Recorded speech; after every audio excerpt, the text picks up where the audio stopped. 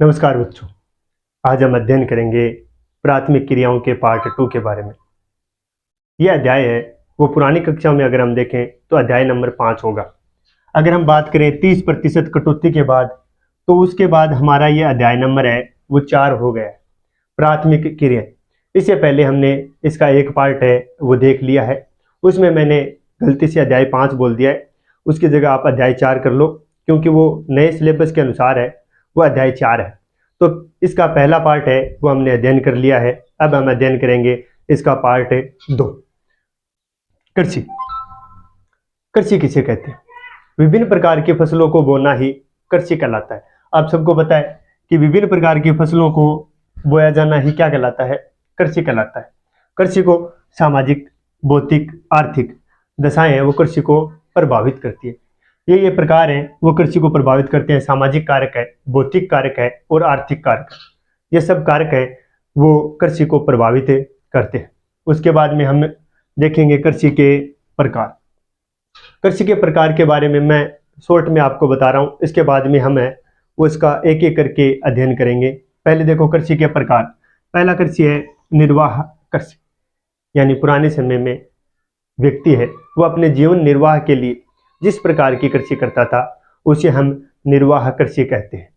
निर्वाह कृषि है उसको भी हम दो भागों में विभाजित करते हैं। पहला है आदिकालीन निर्वाह कृषि और दूसरा है गहन निर्वाह कृषि। आदिकालीन आदिकालीन निर्वाह कृषि वह कृषि है जिसको हम स्थानांतरित कृषि भी कहते हैं। मनुष्य है पुराने समय में जंगल में रहता था और उसे कर्तन दहन के माध्यम से या आग लगाकर जंगल को साफ कर लेता था और उसके बाद में वह कृषि करता था।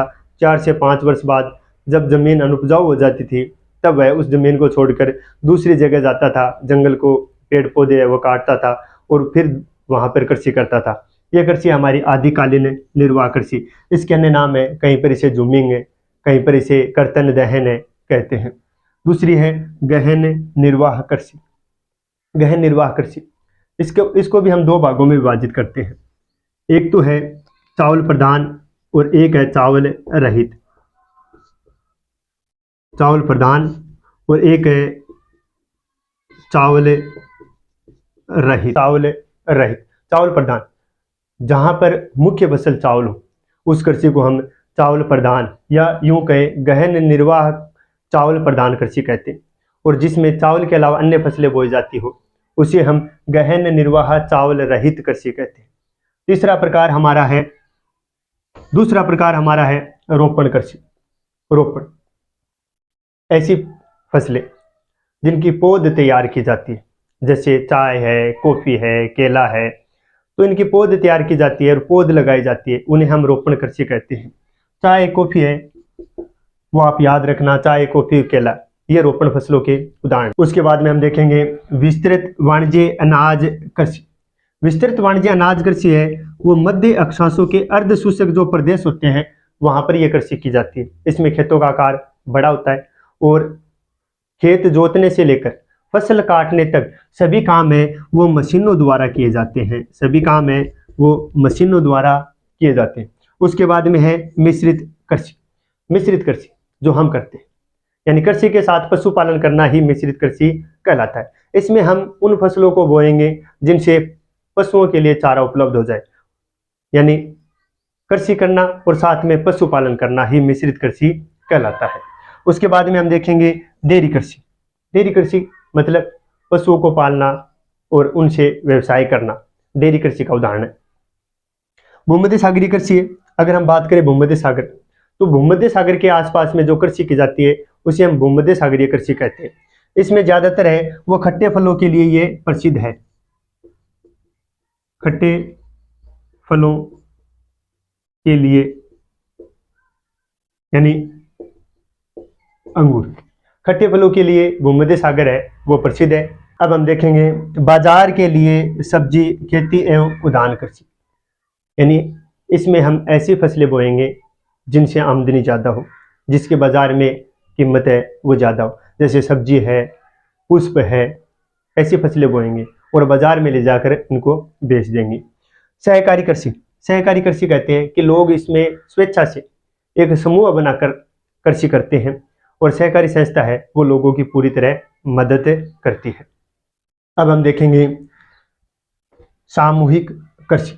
सामूहिक कृषि है, इसमें क्या है कि उत्पादन है वो संपूर्ण समाज का अधिकार होता है उत्पादन पर, और ये कृषि है वो सोवियत संघ में शुरू की गई, और सोवियत संघ में ही इसे कोलख होज कहते हैं। कोलख होज, सोवियत संघ में ही इसे कोलख होज कहते हैं। आशा करता हूं कृषि के ये प्रकार है वो आपको समझ में आए होंगे। अब हम एक एक के बारे में विस्तार से अध्ययन करेंगे। अब हम पढ़ेंगे एक एक के बारे में विस्तार से। तो पहले हम पढ़ेंगे निर्वाह कृषि। निर्वाह कृषि यानी कि ऐसी कृषि जिसमें स्थानीय उत्पाद से काम लिया जाता है, उसे हम निर्वाह कृषि कहते हैं। निर्वाह कृषि के हमने दो प्रकार पढ़े थे, एक है आदिकालीन निर्वाह कृषि, दूसरी है गहन निर्वाह कृषि। पहले हम देखेंगे आदिकालीन निर्वाह कृषि। इसका दूसरा नाम है स्थानांतरित कृषि। क्यों? क्योंकि ये कृषि स्थान बदल बदल कर की जाती है। जैसे जंगल में गए, वहाँ पर एक थोड़ा सा हिस्सा है, वहाँ से पेड़ काट दिए, जला दिए, उसको साफ कर लिया, फिर वहाँ पे 3 से 5 साल है हम कृषि करेंगे। उसके बाद जब उसमें उपजाऊपन है वो समाप्त हो जाता है तो वहाँ से हम अलग जाएंगे, फिर वैसे ही प्रक्रिया दोबारा दोहराएंगे, फिर दोबारा वहाँ पे साफ करके वहाँ पे कृषि करेंगे, उसके बाद पहले वाले स्थान पर वापस आ जाएंगे। इस प्रकार के स्थान बदल बदल कर ये कृषि की जाती है, इसलिए इसका नाम क्या है? स्थानांतरित कृषि। इसमें क्या होता है? वनस्पति को जलाकर भूखंड को साफ कर लिया जाता है। जंगल में वनस्पति को जलाकर भूमि को साफ कर लिया जाता है तथा वहां पर कृषि की जाती है। इसे कर्तन दहन कृषि भी कहते हैं। कर्तन दहन, आग लगाना, उसके बाद में भूखंड को साफ करना, इसलिए इसका दूसरा नाम भी क्या है? कर्तन दहन कृषि। आदिकालीन निर्वाह कृषि का एक नाम स्थानांतरित कृषि है और दूसरा नाम कर्तन एवं दहन कृषि है। इसमें क्या होते हैं कि खेत के आकार है वो छोटे होते हैं, वह औजार भी पुराने होते हैं, पुराने औजारों से काम लिया जाता है। खेतों का आकार भी छोटा होता है। जैसे औजारों की अगर हम बात करें तो लकड़ी के बने औजार हैं, जैसे कुदाल है, फावड़े हैं, इन सब का प्रयोग किया जाता है। 3 से 5 वर्ष बाद जब मिट्टी का उपजाऊपन समाप्त हो जाता है तब कृषक नए क्षेत्र में वन जलाकर भूमि तैयार करता है। 3 से 5 वर्ष तक ही एक क्षेत्र में कृषक है वो कृषि करता है। उसके बाद में जब मिट्टी का उपजाऊपन समाप्त हो जाता है तो कृषक नई जमीन तैयार करता है। तब कृषक नए क्षेत्र में वन जलाकर भूमि तैयार करता है। कुछ समय बाद कृषक पहले वाले कृषि क्षेत्र में कृषि कार्य करने आ जाता है, और कुछ समय बाद जैसे जंगल में गए और ये क्षेत्र साफ कर लिया, यहाँ पर 3 से 5 वर्ष है कृषि करेगा। उसके बाद में जब उपजाऊपन समाप्त हो जाएगा तब नए क्षेत्र में चला जाएगा और वहां पर जंगल को साफ करेगा और कृषि कार्य करेगा। उसके बाद में जब 3 से 5 वर्ष बाद इस क्षेत्र में उपजाऊपन समाप्त हो जाएगा तो कृषक है वापस अपने पहले वाले स्थान पर आ जाएगा, क्योंकि आप यहाँ पे नई मिट्टी आ जाएगी और ये मिट्टी है दोबारा उपजाऊ बन जाएगी। उसके बाद में अगर हम देखें कि इसके नाम क्या क्या, अलग अलग देशों में अलग अलग नामों से इसे जाना जाता है। जैसे भारत की बात करें, उत्तरी पूर्वी राज्यों में इसे भारत में झुमिंग कृषि कहते हैं। भारत के उत्तरी पूर्वी राज्यों में इसे झुमिंग कृषि कहते हैं। अगर हम बात करें मध्य अमेरिका और मेक्सिको की तो वहां पर इसे मिल्पा कहते हैं। भारत में झुमिंग कहते हैं, मध्य अमेरिका और मेक्सिको की अगर बात करें तो वहां पर इसे मिल्पा कहते हैं। अगर हम बात करें मलेशिया और इंडोनेशिया की तो वहां पर इसे लदांग कहते हैं। मलेशिया और इंडोनेशिया में इसे लदांग कहते हैं। तो ये था हमारा आदिकालीन निर्वाह कृषि। निर्वाह कृषि का एक प्रकार आदिकालीन निर्वाह कृषि हमने पढ़ लिया है। अब हम पढ़ेंगे गहन निर्वाह कृषि।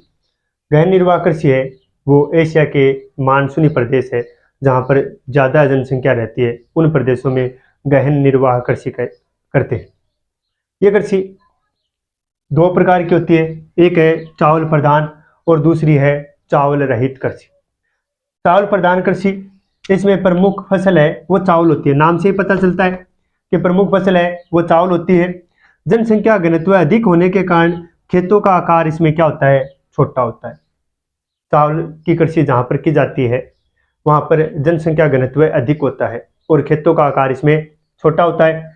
कृषि कार्य कृषक का संपूर्ण परिवार लगा रहता है। कृषि कार्य में जो कृषक का पूरा परिवार होता है वही लगे रहते हैं। खेत में जाके सगड़ा सगड़ा घर का मिलके एक साथ काम करें और एक मायन उत्पादन है वो भी के हिसाब से हुए। यंत्रों की अपेक्षा मानव श्रम है वो अधिक महत्व है। घना सदस्य ज्यादा होगा तो यंत्र की जरूरत कर पड़ेगी। जनसंख्या घर में ज्यादा है तो सगड़ा का सगड़ा खेत में ले जाके काम करवाओगा। तो इसमें कृषि कार्य में कृषक संपूर्ण परिवार लगा रहता है और यंत्रों की अपेक्षा मानव श्रम है वो अधिक होता है। उर्वरता बनाए रखने के लिए पशुओं का गोबर और हरी खाद का उपयोग किया जाता है। जमीन की उर्वरता बनाए रखने के लिए कृषक है वो हरी खाद का उपयोग करता है, पशुओं के गोबर का उपयोग करता है, खेतों में ले जाकर उनको छिड़क देता है। इसमें प्रति इकाई उत्पादन है वो अधिक होता है। खेतों का आकार छोटा होता है, प्रति इकाई उत्पादन अधिक होता है, लेकिन इस खेत में काम करने वाले 6 सदस्य, 7 सदस्य या 10 सदस्य हो सकते हैं, तो प्रति व्यक्ति उत्पादन है वो कम होता है। प्रति इकाई उत्पादन अधिक होता है लेकिन प्रति व्यक्ति उत्पादन है वो कम होता है। दूसरा प्रकार अगर हम देखें चावल रहित कृषि, हमने चावल प्रधान कृषि देख लिए। खेतों का आकार छोटा होता है, प्रमुख फसल है इसमें चावल होता है और कृषक है वो अपना पूरा परिवार को साथ ले जाकर कृषि कार्य करता है। इसमें उर्वरता बनाए रखने के लिए हरी खाद है और गोबर का उपयोग किया जाता है। इसमें प्रति इकाई उत्पादन अधिक होता है लेकिन प्रति व्यक्ति उत्पादन है वो कम होता है। दूसरा है चावल रहित कृषि। मानसून एशिया के अधिक भागों में उच्चावच जलवायु के कारण है, उच्चावच है, जलवायु है और मिट्टी के कारण है वो धान की फसल उगाना है संभव नहीं है।